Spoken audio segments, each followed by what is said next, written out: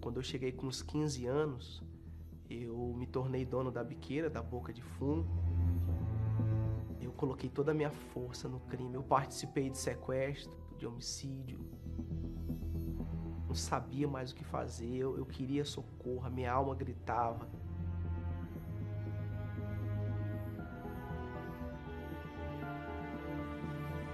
O índice de criminalidade onde eu cresci sempre foi muito grande. Eu sou de Boa Vista, do estado de Roraima, e a rua onde eu morava, eu sempre via diariamente pessoas usando drogas, bebendo, assaltos, brigas, mortes. Quando eu cheguei à idade de 8 anos, eu tive o meu primeiro contato com as drogas, né? Chegou um ponto que eu me viciei na maconha, eu não tinha como sustentar o vício, então eu comecei a roubar. Comecei a entrar dentro das casas, comecei a furtar e chegou um período que a maconha já não estava mais fazendo tanto efeito. Eu conheci a cocaína. Eu gostava da adrenalina de estar na rua, de estar fumando, de estar roubando. Eu era curioso pelas coisas. Então, eu busquei pessoas que me ensinaram a mexer com arma. Eu tinha aquela ideia errada de que eu poderia cometer um crime perfeito que ninguém descobriria. E com isso eu acabei influenciando meus irmãos. Minha mãe encontrou dentro de casa drogas. Eu lembro de uma certa vez que ela entrou dentro de casa, ela encontrou uma bolsa com 50 mil de crack. Ela me levou no conselho tutelar, mas não deu continuidade. Ela contratou pessoas para me investigar. Eu lembro que uma vez ela me colocou dentro de um carro e eu perguntei: para onde a gente vai? Ela falou: você vai ver quando você chegar lá. Eu não imaginava, mas ela me levou dentro de uma unidade socioeducativa, onde ficam os menores infratores. E a intenção dela é que quando eu chegasse lá e visse aquela cena, aqueles garotos cumprindo medida atrás das grades, ela imaginaria que eu ficaria com medo e abandonaria aquela vida, né? Só que foi diferente, né? Eu não demorei um mês, em um assalto que eu cometi com outra pessoa de maior, eu fui parar dentro daquela unidade onde ela me levou para querer me colocar medo. Eu lembro de uma visita da minha mãe e meu pai estava junto, ele fez só uma pergunta para mim, ele foi só para fazer essa pergunta: quando você sair daqui, você vai parar com tudo isso? Eu olhei para os olhos dele e falei assim: pai, quando eu sair daqui, eu não vou mais viver nessa vida. Eu estava sendo sincero, não queria mais estar ali dentro. Só que quando chegou a liberdade, eu me lembro bem dessa cena porque ela marcou. Eu não fiquei 5 minutos dentro de casa, só deixei as roupas e já saí para a biqueira. Daquele dia em diante eu fiquei pior. Eu coloquei toda a minha força no crime. Eu conheci pessoas que me levaram a um escalão do crime. Eu participei de sequestro, de homicídio, outros assaltos.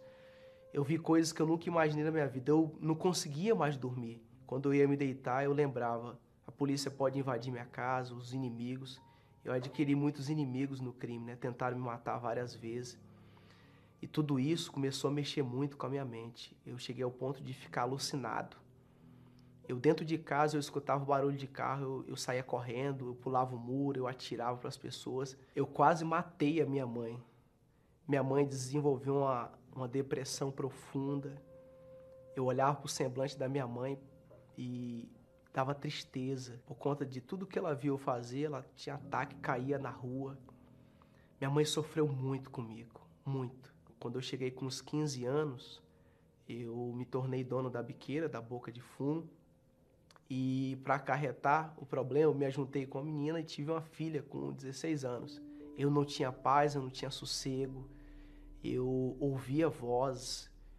Quantas vezes pela noite eu ouvia pessoas chamarem o meu nome, quando eu ia ver não era ninguém. Eu estava vendo vultos, eu fiquei perturbado. E nesse período eu comecei a usar muita droga, usar muita cocaína. E numa noite, usando cocaína, bebendo em um bar, eu tive um princípio de overdose. Aquele dia eu pensei que eu ia morrer. Me deu um choque. Tanta dor, senti muita dor, eu caí no chão, comecei a ter um ataque. E é nesse momento que a gente lembra de Deus. Não sabia mais o que fazer, eu queria socorro, a minha alma gritava.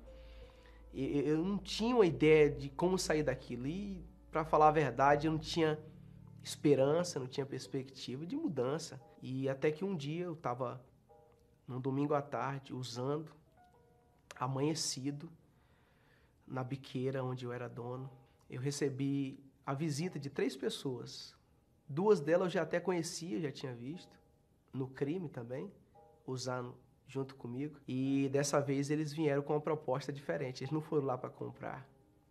Eles foram lá para me convidar. Eram obreiros da Igreja Universal. Ele fez um desafio para mim, que se eu fosse na igreja e eu voltasse do mesmo jeito, ele não me convidaria mais. A princípio eu não sei porque eu aceitei aquele convite, mas ali os meus olhos brilharam porque pelo menos alguém tinha me mostrado que tinha como eu sair daquela vida. Sinceramente, eu não lembro quem era o pastor, não lembro o que o pastor falou, mas aquele pastor fez uma oração por mim. Nunca tinha acontecido aquilo na minha vida. Eu comecei a lagrimar, comecei a chorar. Só que não era um choro da alma, hoje era a alma que não aguentava mais pedindo socorro. Aquela oração, ela tinha tirado as escamas dos meus olhos. Eu tive o seguinte pensamento: o que eu estou fazendo da minha vida? Veio várias cenas, né? Eu lembrei da filha que estava dentro de casa, drogas para todos os lados, várias armas dentro de casa. Eu disse para mim mesmo: nunca mais eu vou usar droga. Nunca mais eu vou fumar. Nunca mais eu vou beber. Eu vou sair dessa vida. E eu comecei a participar das reuniões de libertação. Eu deixei de usar. Perdi o desejo pela maconha, pela cocaína. Deixei com vício. Cortei as amizades. Só que eu estava envolvido com tráfico. Eu dependia, eu nunca tinha trabalhado. Mas um dia eu vi um vídeo que falava da salvação. Aquele ali foi o estopim. Eu me lembro que foi pela parte da noite. E eu disse para mim mesmo: tô nem aí o que vai acontecer comigo a partir de hoje. Eu não sei se eu vou morrer de fome porque eu vou largar o tráfico. Eu não sei o que vai acontecer de mim. Mas eu nunca mais vou fazer o que eu estou fazendo agora. Eu queria me batizar naquela hora. A decisão foi tão grande que eu queria me batizar naquela hora. Mas era noite, a igreja já estava fechada. No outro dia, eu cheguei até a igreja e eu falei pro pastor. Quando eu subi das águas, eu tive aquela impressão: Deus me deu uma chance de escrever uma nova história, né? E daquele dia em diante, participando das reuniões, eu ouvia muito falar sobre o Espírito Santo. O pastor falava muito que o Espírito Santo era o que ia me dar condição de eu permanecer na fé. O Espírito Santo ia me dar paz, ia me fazer feliz, completo, realizado. Tudo aquilo que eu buscava, que eu busquei no crime que ele não pôde me dar. Nesse período eu consegui um trabalho de vigia. E eu lembro que quando eu ia para as madrugadas trabalhar, eu levava a Bíblia.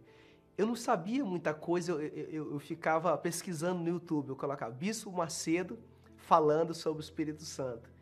Bispo Macedo falando sobre o encontro com Deus. Eu queria fazer, mas era uma sede tão grande, eu não ouvia mais músicas seculares. Opção minha mesmo. Eu sabe, eu me privei de tudo. Eu de manhã, de tarde, de noite, eu pensava no Espírito Santo, eu tinha sede, eu tinha que receber ele. Fui aprender o que é um jejum para poder agradar a Deus. Eu queria chamar a atenção de Deus, eu coloquei toda a minha força, toda a minha vida. Eu queria, e eu ia receber. E eu não sabia muito me expressar, orar, rezar, eu não entendia muito sobre isso. Eu quero o teu espírito, hein? Eu quero ir até o fim, eu não quero mais voltar pro crime. Então me dá teu espírito aí. Falava até de uma forma assim, mas de todo o meu coração. Deus viu uma sinceridade muito grande dentro de mim. Eu queria uma nova vida, eu não queria mais aquilo. A fé tinha sido revelada para mim. Numa quarta-feira à noite, eu tinha me preparado, preparei a minha Bíblia, fiz um jejum, sabe? Me afastei no trabalho, eu fiquei mais reservado.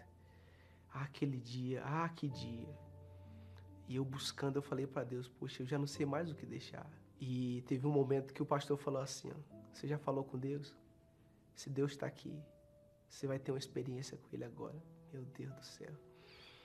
Aquele dia foi o dia mais especial de toda a minha vida. Nem o nascimento da minha filha foi tão maravilhoso como aquele dia. Eu posso afirmar, eu não senti nada. Não houve um sentimento. Inclusive, a demora de vir, eu acho que era porque eu esperava sentir alguma coisa.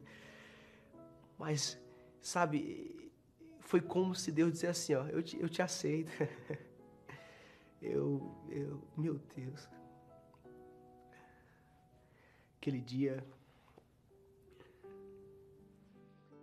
não tem como se emocionar não falar, porque esse dia foi o dia que eu recebi o próprio Deus dentro de mim, né?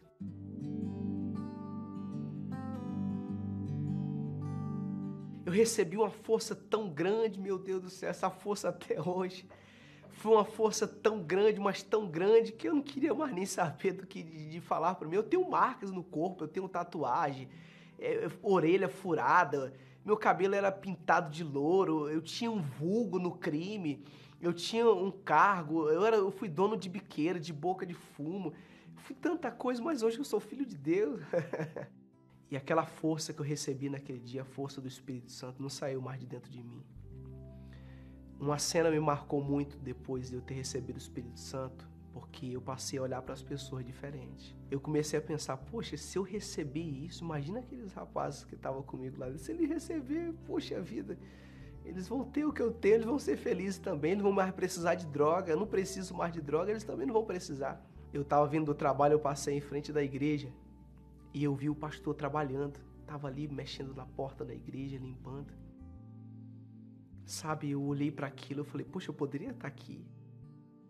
Eu perdi o prazer, aquele sonho, eu tinha um sonho de ser um engenheiro, de fazer uma faculdade. Sabe, aquele sonho morreu e era Deus me chamando para o altar. Eu conheci os grupos da Igreja Universal. O primeiro grupo que eu participei foi o Universal no Sócio Educativo. Foi uma experiência tão grande porque o sócio educador que assinou o papel para eu poder sair da unidade foi o mesmo que abriu a porta para eu poder entrar, mas não mais para cumprir uma medida, mas ele abriu as portas para eu poder contar o meu testemunho lá dentro. Até hoje eu faço parte do Universal no Sócio Educativo. Hoje eu não entro mais só para contar o testemunho, além do testemunho nós pregamos para esses jovens, né? Eu que um dia estive na condição deles e olha, hoje eu sou feliz, eu não troco a vida que eu tenho hoje por nada. Minha mãe começou a fazer o mesmo que eu, começou a frequentar a igreja, participar das reuniões de libertação e hoje minha mãe é obreira da Igreja Universal. Minha família sofreu tanto comigo, hoje eu cuido das famílias. Hoje eu desenvolvo um trabalho com as famílias dos garotos que estão dentro da unidade. Todos os domingos nós recebemos aqui dezenas de famílias. E assim, não precisa eu falar para elas. Quando elas olham para mim, as mães choram, né? Porque é tudo que a mãe quer ver, é um filho transformado. E hoje eu posso dizer que eu tenho a verdadeira vida. E é do crime para o altar.